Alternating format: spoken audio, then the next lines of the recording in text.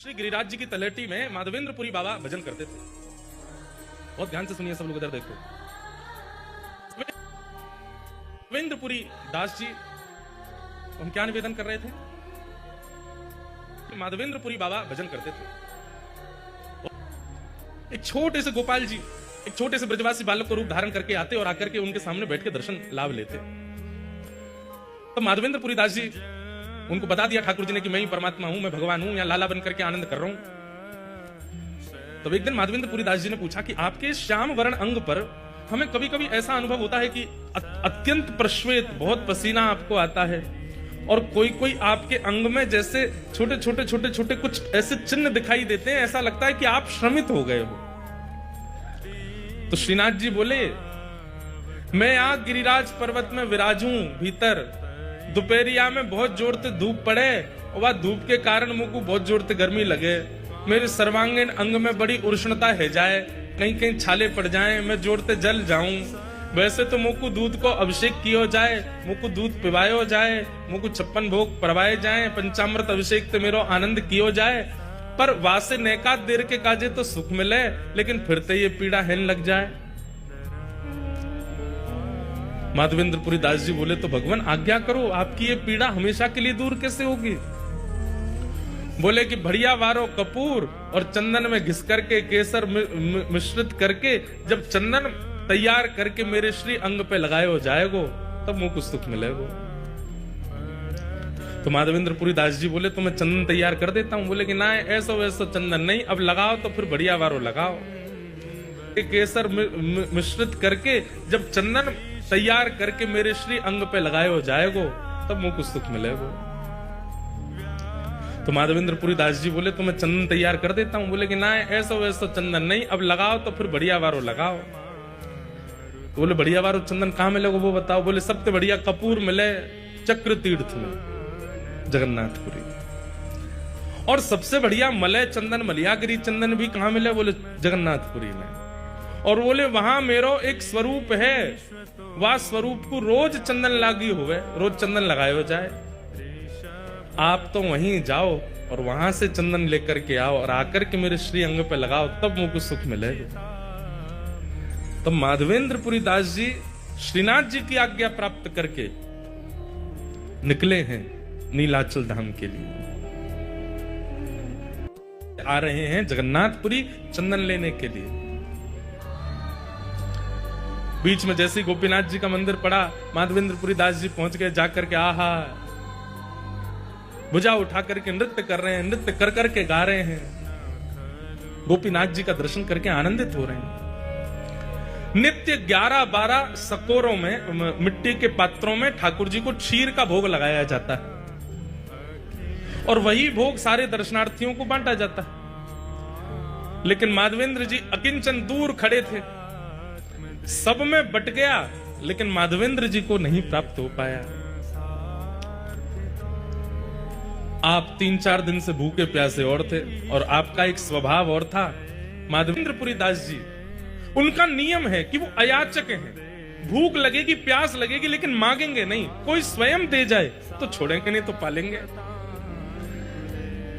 और वही माधवेंद्रपुरी दास जी भूखे तो थे, लेकिन गोपीनाथ जी का दर्शन करके नृत्य कर रहे थे। पुजारी जी सबको बांट रहे थे, लेकिन माधवेंद्रपुरी दास जी पीछे खड़े, तब तक पहुंचे तो सारा भोग बट गया, उनको नहीं मिला। तो वे दूर बाहर जाकर के एक वृक्ष के नीचे माधवेंद्रपुरी दास जी बैठ गए। बंधुओं, हम लोगों से अपराध गलती हो जाती है, पर ठाकुर जी सब याद रखते हैं। अर्धरात्रि में ही श्री गोपीनाथ जी ने दर्शन दिए। किसको? पुजारी जी को। और पुजारी जी के स्वप्न में जाकर के बोले, सुनो। बोले, हाँ, आज इतने सारे रसिक जन दर्शन करने के लिए आए, सबको तुमने हमारी क्षीर प्रसादी बांट दी, पर पीछे एक ब्रजमंडल के माधवेंद्रपुरी दास जी खड़े थे, उनको तुमने कुछ नहीं दिया। पुजारी जी बोले, जय जय, अपराध हो गया, हमसे गलती हो गई, हमको याद नहीं रहा। अब तो कल क्षीर बनेगी, रात्रि में भोग लगेगा, तब दे दूंगा। अरे बावड़े, वो 5 दिन के भूखे हैं और कल और उनको भूखा रखोगे और रात्रि में जाके क्षीर को भोग दोगे? इतनी प्रतीक्षा वो कैसे करेंगे? तो प्रभु आप ही बताओ क्या करें फिर। दोपहर में राजभोग का प्रसाद दे देंगे, मंगला भोग का बोले वो सब नहीं, जो हमारे क्षीर भोग प्रसाद में सुख है वो राजभोग और मंगला में नहीं है, वही देना था उनको। पुजारी जी कान पकड़ने लगे, बोले आज तो अपराध हो गया, क्षमा करो। ठाकुर जी बोले नहीं, अभी उठो, स्नान करो, मंदिर खोलो और भीतर जाओ, वहां से क्षीर भोग लाओ। बोले क्षीर भोग तो सबरो पटके हो, कुछ बचा ही नहीं है, कहां से लाऊं? बोले मंदिर में आके देखो तो सही, एक पात्र रखा है। स्नान ध्यान करके मंदिर में जाकर के देखा तो महाराज वहां पर कोई पात्र दिखा नहीं। पुनः नेत्र बंद करके ठाकुर जी से कहे कहां है पात्र, आज्ञा तो करो। बोले हमको पता था कि तुम सब में बांट दोगे, माधवेंद्र जी को छोड़ दोगे, इसलिए हमने पहले ही एक सकोरा उठा के अपनी जेब में रख लिया है, हमारी जेब टटोलो। जैसे ही पुजारी जी ने ठाकुर जी की जेब देखी तो एक जेब में सकोरा धरा था खीर का। निकालते ही पुजारी जी के नेत्र सचल हो गए। बोले आप गोपीनाथ नहीं हो, आप चित चोरा गोपीनाथ नहीं हो, आप माखन चोरा गोपीनाथ नहीं हो, आप तो क्षीर चोरा गोपीनाथ हो। अपने भक्त को देने के लिए चोरी करते हो। ठाकुर जी बोले अब विलंब नहीं करो, मेरा पेट मेरे सामने भोग पधराने से नहीं भरता है। मेरे सामने पधराई हुई वस्तु जब मेरे भक्तों को पवाई जाती है तब मुझे शांति मिलती है, तब मुझे आनंद मिलता है। जब तक माधवेंद्र जी को प्रसाद नहीं मिलेगा मुझे नींद नहीं आएगी। जल्दी जाओ पवा दो। पुजारी जी दौड़े गए। रात्रि के 2-3 बजे होंगे, तब घड़ी तो नहीं थी पर अर्धरात्रि हो रही थी और माधवेंद्र जी नेत्रों से अश्रु प्रवाह एक वृक्ष के नीचे बैठे। पुजारी जी दौड़ करके गए और जाकर के कहा माधवेंद्र पुरी दास आप ही हैं क्या? माधवेंद्र जी बोले आपको हमारा नाम कैसे पता? बोले भैया किसी का परिचय सेठ कराते हैं, किसी का परिचय नगरवासी कराते हैं, पर आपका परिचय तो स्वयं श्री गोपीनाथ जी ने दिया है, स्वयं ठाकुर जी ने आपका नाम बताया है। माधवेंद्र जी बोले वो मेरा नाम जानते हैं? बोले जी उन्होंने ही आपका नाम बताया। और आपको खीर भोग नहीं मिला था आज? बोले नहीं मिल पाया था, आपने सब में बांट दिया, हम तक पहुंच ही नहीं पाए। बोले लो ठाकुर जी ने आपके लिए खीर, और पूरी वृत्तांत बताया कि ठाकुर जी ने अपनी जेब में छुपा करके रखी आपको देने के लिए। आहा माधवेंद्र पुष्पात होने लगा नेत्रों से। हाँ गोपीनाथ, प्राण गोपीनाथ, जीवन गोपीनाथ कहकर के रोने लगे। खीर भोग पाया।